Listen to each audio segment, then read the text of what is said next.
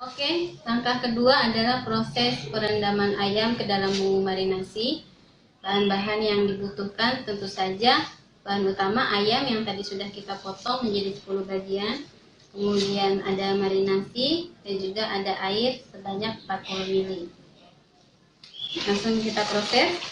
Jadi saya menggunakan plastik ya Bu ya, plastik PE karena kebetulan saya punya franchise. Jadi saya menggunakan plastik PE. Bahannya sedikit lebih tebal dari plastik kiloan yang biasa kita dapatkan di warung untuk mencegah supaya tidak terjadi kebocoran.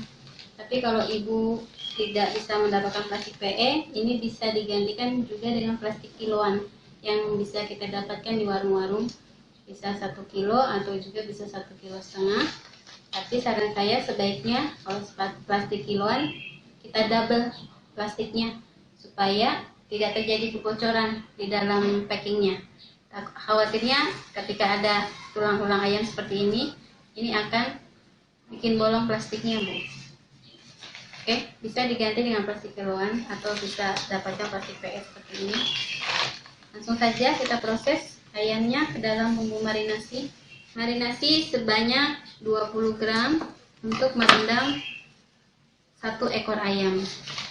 Kita masukkan marinasinya. Oke, kemudian jangan lupa kita campurkan air sebanyak 40 ml. Ibu bisa gunakan air galon merek apa saja bisa. Kalau Ibu punya gelas mililiter di rumah, bisa Ibu pakai untuk menakar airnya. Tapi kalau tidak ada, Ibu bisa menggunakan gelas belimbing seperti ini. Tinggal dituangkan airnya setara dengan garis yang ada di gelas belimbing. Itu sama dengan ukuran 40 ml. Seperti ini. Kita masukkan ke dalam plastik. Ya, prosesnya simple. Kita tutup. Kita kotak-kotak selama 2 detik cukup. Kalau dirasa gumpalan bumbu marinasinya sudah tidak ada, sudah tercampur dengan air, oke, cukup. Tinggal kita masukkan ayamnya. Karena kita masukkan bumbu marinasinya 1 bungkus, maka ayam yang kita masukkan setara dengan 1 ekor. Jadi 10 potong ya Bu ya.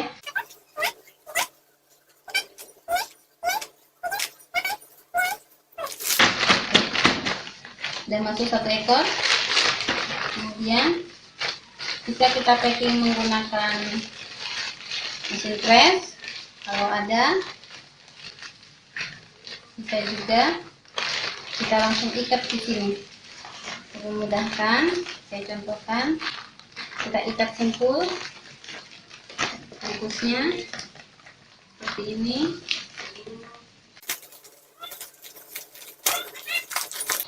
Sudah terikat seperti ini. Oke, tinggal kita aduk-aduk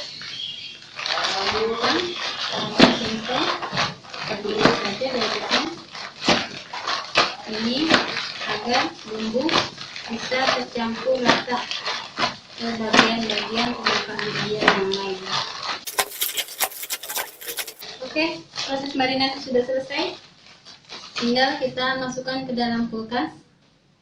Karena di sini pembuatan ayamnya tidak menggunakan bahan pengawet, tidak menggunakan borak, tidak menggunakan formalin, maka kita hanya menggunakan bahan pengawetnya berupa es. Kalau sudah seperti ini, langsung kita masukkan ke dalam lemari es supaya aman dari kebusukannya Bu ya. Oke, ini adalah proses marinasi ayam super fried chicken.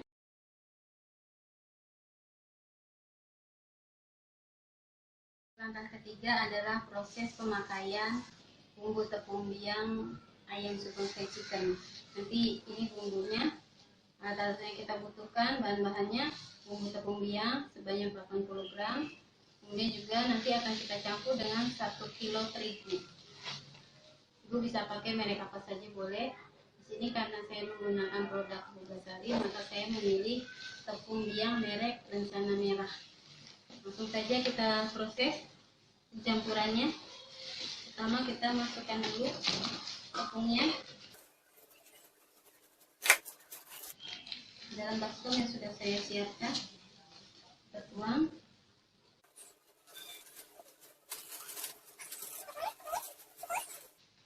Kemudian kita masukkan bumbu tepung biang ayam super fried chicken setara dengan 80 gram.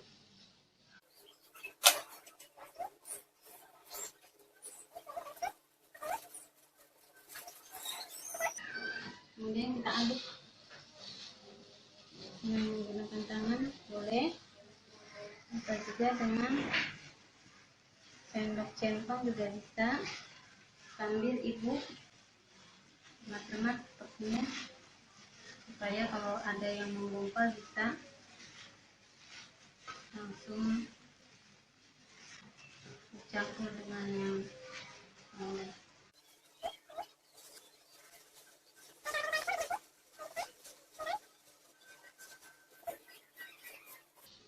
Pastikan semua bumbu bisa rata dengan tepungnya ya Bu. Oke, sepertinya sudah. Ini bumbu tepung yang sudah kita campur dengan tepung biangnya. Sudah siap digunakan untuk penampungan fried chicken.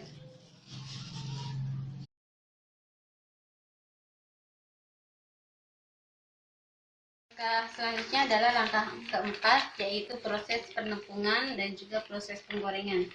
Ini adalah ayam yang sudah termarinasi, yang tadi sudah kita buat. Ini sudah saya masukkan ke dalam freezer tadi.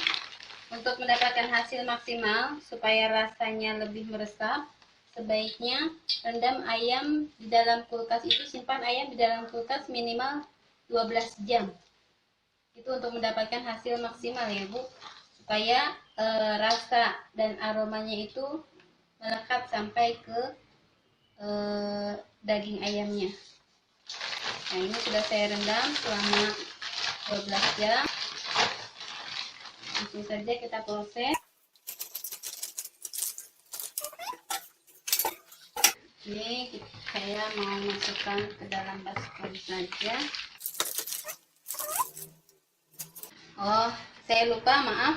Bahan yang dibutuhkan nanti untuk penggorengan yaitu ayam yang sudah termarinasi, bumbu yang sudah diberi tepung biang, kemudian air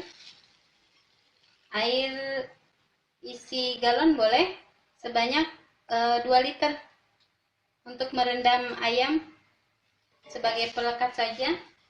Dan juga nanti kita butuh saringan santan seperti ini.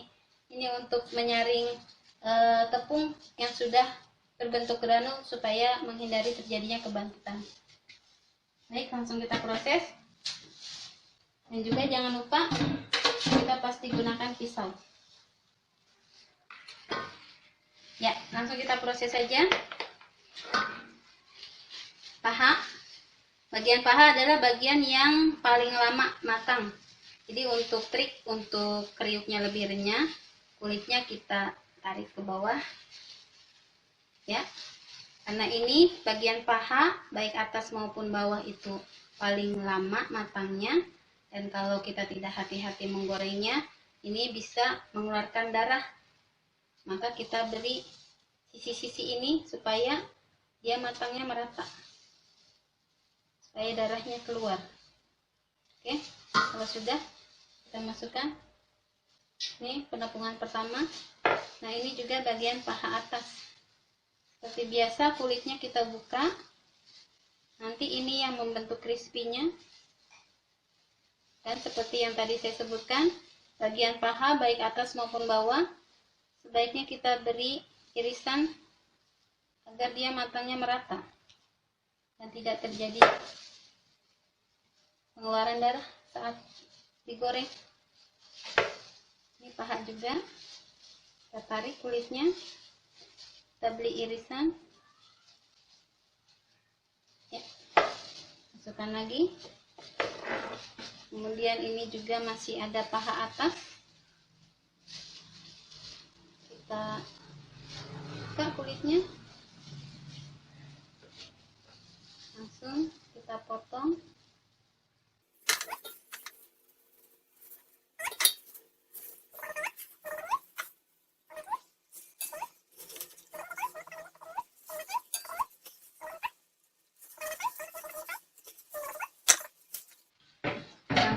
kita aduk.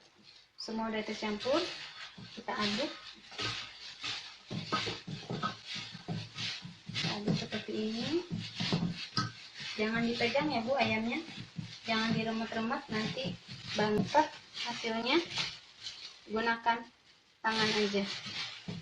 Kalau dirasa sudah rata, bisa kita masukkan ke dalam air yang sudah kita siapkan.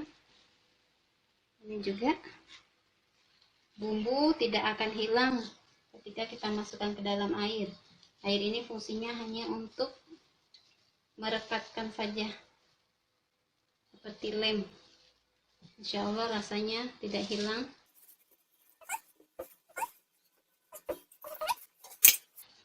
Kita sambil besarkan apinya. Kalau sudah berbentuk granul, sebaiknya kita saring. Tapi kalau belum berbentuk granul, sebaiknya kita nggak usah saring. Oke, kita tunggu sampai minyak panas.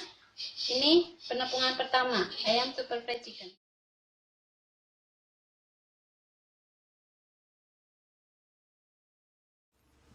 Sekarang adalah saatnya penepungan.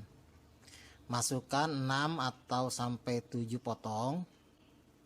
Ya, tidak kita masukkan semuanya. Setengah dari bagian ayam. Kita aduk-aduk sambil sedikit diangkat. Jangan diremas-remas, ya. Proses ini adalah penepungan yang pertama.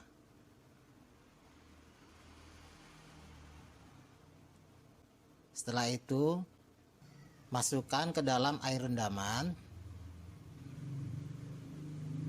Cukup terendam saja, tidak terlalu lama. Ini adalah perendaman yang pertama.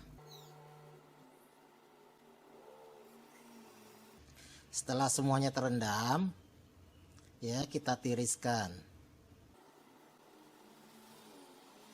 Masukkan kembali ke dalam tepung. Ini adalah proses penepungan yang kedua. Kita ulangi sambil diaduk-aduk, diangkat, jangan diremas-remas. Ya, dengan perasaan saja. Sambil kita lihat, kalau sudah kelihatan keriting, kita sudahkan. Artinya jangan terlalu lama juga kita mengaduk-aduknya. Dikhawatirkan nanti akan menggumpal. Ya, seperti ini. Kita masukkan kembali ke dalam air rendaman. Ini adalah proses rendaman yang kedua. Jadi 3 kali penepungan, 2 kali perendaman. Atau bisa juga sobat menggunakan 1 kali rendaman, 2 kali penepungan. Bisa juga seperti itu. Cuma memang hasilnya tidak terlalu keriting, tidak terlalu banyak. Ya, kita tiriskan lagi. Kita masukkan ke dalam tepung. Ini adalah proses penepungan yang ketiga, atau proses penepungan yang terakhir. Kita angkat, putar-putar, kumpulkan tepung ke tengah, ya, sambil menggunakan piling.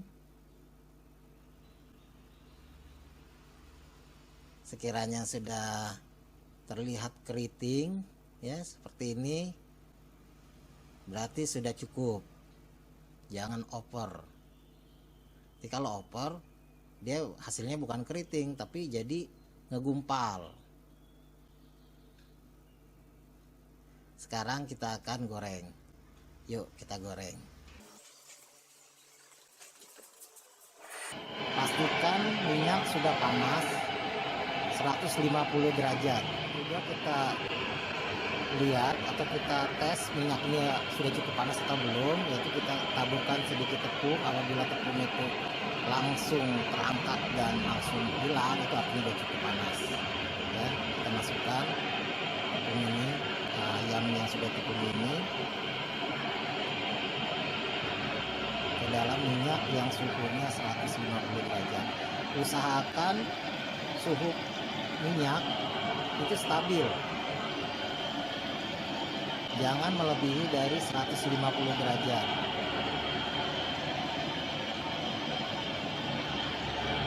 Tujuannya adalah untuk memastikan bagian dalam dari ayam itu sudah matang.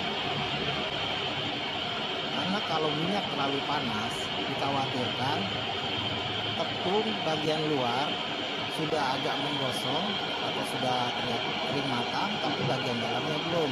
Nah, ini harus kita hindari. Jadi yang paling penting di sini adalah usahakan suhu minyak itu adalah stabil. Kita bisa gunakan cooling, kira-kira panasnya seperti apa, atau bisa kita gunakan termometer yang saya gunakan seperti ini.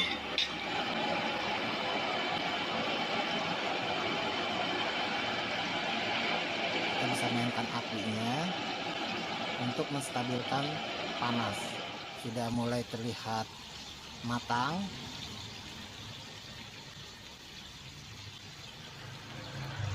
Sedikit lagi kita angkat.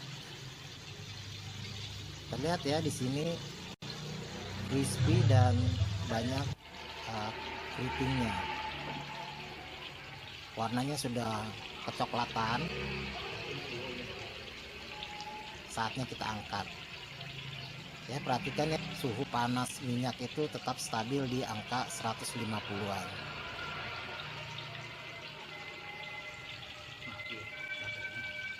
Nantinya hasil dari gorengan ini bagian dalamnya kering, matang, dan bagian luarnya tidak terlalu gosong ya, artinya seimbang. Teknik menggoreng seperti ini, inilah yang menjadikan fried chicken renyah, tahan garingnya sampai 1 hari. Karena dalamnya tidak basah, sehingga tepung yang sudah matang itu tidak jadi melempem. Jadi tetap direnyah.